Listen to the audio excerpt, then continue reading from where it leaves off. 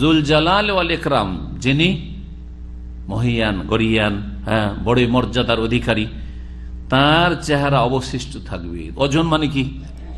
ওজন মানে চেহারা। আল্লাহ রাব্বুল আলামিনের চেহারা অবশিষ্ট থাকবে। চেহারা আছে রব্বুল আলামিনের বলে চেহারা বলা হয়েছে, না চেহারা নেই?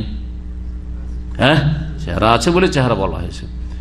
দুনিয়াতে কোনো কিছু নেই আর বলা হয় যে এটা আছে, একমাত্র আমাদের বাংলা ভাষায় ঘোড়ার ডিম সম্পর্কে, ঠিক না? গাধার ডিমও বলে না কেউ, তাই না? বাদুড়ের ডিমও বলে না, ডিম নেই, বাচ্চা হয়, ডিম বলে। কিন্তু এটা বাংলা ভাষা, তুই ঘোড়ার ডিম পাবি, মানে জিরো, হ্যাঁ, কিছু না। তো একমাত্র ঘোড়ার ক্ষেত্রে ঘোড়ার ডিমটা ব্যবহার করে বাঙালি জাতি। ঘোড়ার ডিম নেই, তারপরে বলে ঘোড়ার ডিম। তো আল্লাহ কি কোরআনে ঘোড়ার ডিমের কথা ব্যবহার করেছেন নাকি?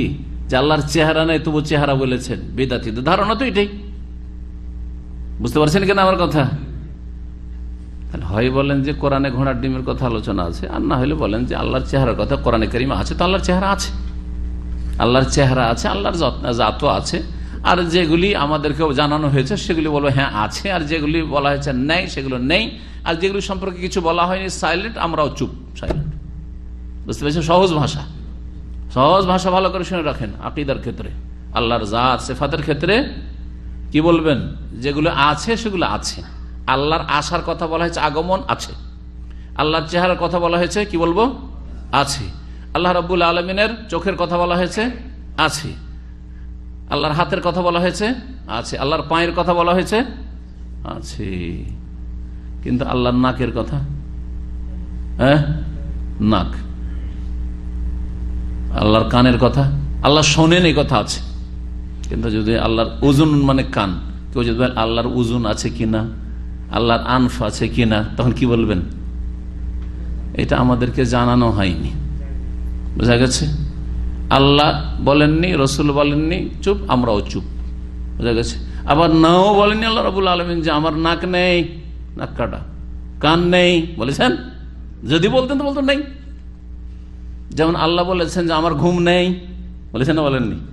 আল্লাহ বলছেন আমার তন্দ্রা নেই, ঠিক না? আল্লাহ বলছেন আমার ক্লান্তি নেই, তো কি বলবেন? নেই।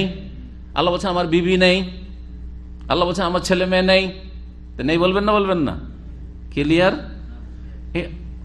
আমার যদি এইরকম দুই একটা আলোচনা শোনেন সিফাত সম্পর্কে, তো আপনার ধারণা ক্লিয়ার হয়ে যাবে। এর উপর দিয়ে যদি আপনি গাড়ি নিজে চালিয়ে দিতে পারেন, আকীদার গাড়ি, তাহলে আপনি নিরাপদ। যেখানে আল্লাহ বলেছেন হ্যাঁ, রসুল বলেছেন হ্যাঁ হ্যাঁ, না বলেছেন না, চুপ আছেন চুপ।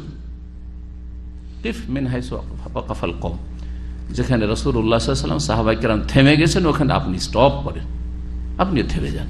আমি বলতে পারবো না, জানি না।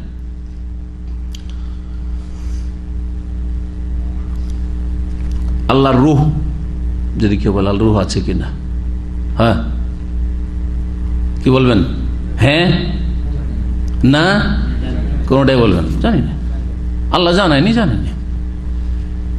এই আসমা, তৌহিদুল আসমা সিফাত সম্পর্কে জ্ঞান না থাকার কারণে বাংলাদেশের একজন আলেম, এমনি ফিকহি মাসলা মাসাইলের ক্ষেত্রে সহি আলেম, ওর মাধ্যমে অনেকে হেদায়েত পেয়েছে, কিন্তু আসমা সিফাতের জ্ঞান না থেকে একটা চটি বই লিখেছে।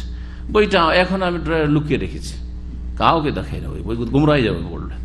অথচ ফিকহ মাসলা মাসাইলে ফতুয়াই ওগুলো তো ঠিক আছে, ওনার অনেক খেদমত আছে, অনেক লোকে শিরক বিদআত থেকে সহি রাস্তা দেখিয়েছে, নাম বলবো না, রাহিমাহুল্লাহ, দুনিয়া থেকে বিদায় নিয়েছেন, কিছুদিন আগে মারা গেছেন। কিন্তু এই আসমা সিফাতের যেই সাবজেক্টের ডাক্তার না, সেই সাবজেক্টে যদি চিকিৎসা করতে লাগে, এমবিবিএস ডাক্তার এসে বিল্ডিং বানাইতে লাগলে বিল্ডিং এর দশা কি হবে? ইঞ্জিনিয়ার গিয়ে যদি ডাক্তারখানায় বসে ওষুধ দিতে লাগে তো কি হবে? হ্যাঁ, এমডি একবার স্পেশালিস্ট ডক্টর, শরীরের ডক্টর এসে এখানে এসে যদি ইসলামের কথা বলতে লাগে তো ইসলামের 12টা বাজিয়ে চড়বে, ঠিক কিনা? ঠিক ওই রকম হয়েছে তাওহীদুল আসমা সিফাতের জ্ঞান। বলছে আল্লাহর নফস আছে, যখন নফস আছে তো রূহ আছে। লা হাওলা ওয়ালা কুওয়াতা ইল্লা বিল্লাহ। এইভাবে তিনি, আল্লাহ যখন শোনেন তো কান আছে, এভাবে গুমরাহির শিকার হয়েছে। আকীদার বিষয় আল্লাহ মাফ করেন, যারা চেষ্টা করেছে হয়তো কিন্তু ব্যর্থ হয়েছে, হয়তো তার এই চেষ্টার জন্য আলেম ওলামাদের আল্লাহ ওনাকে মাফ করে দিবেন। কিন্তু এগুলি মারাত্মক বিষয়, যদি জনগণের হাতে পৌঁছা যায় তো ওর কারণে অনেকে গুমরা হয়ে যাবে। সাবধান করার জন্য বলছি, খুব ফর্মুলাটা সহজ মনে রাখেন। যা আল্লাহ বলেছেন আছে আছে, নেই নেই। আল্লাহ চুপ, রসুল চুপ, আপনি চুপ। দেখেছে, জানি না, আমাকে জানার আল্লাহ বলেননি যে জানতে হবে। কারণ যদি জানা জরুরি হতো, আমার ইসলামের অংশ হয়তো, আল্লাহ অবশ্যই জানাইতেন। বোঝা গেছে কিনা? পৃথিবীর বয়স আর কতদিন আছে? হ্যাঁ, কিয়ামত হবে এটা জানতে হবে, বিচার হবে এটা জানতে হবে, এটা জানতে হবে, নাহলে মুসলিম হবেন না। কিন্তু কতদিন আর দুনিয়ার বয়স আছে যদি জিজ্ঞেস করে, আপনি কি বলবেন? জানি না। নবী সাল্লাল্লাহু আলাইহি ওয়াসাল্লাম বলছেন জানি না, জিবরাইলকে বলছেন।